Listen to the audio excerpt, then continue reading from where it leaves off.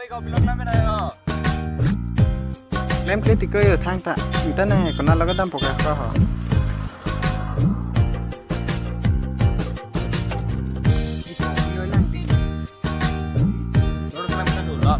Belum yang long yang dahulu dunia mungkin sedang aja kita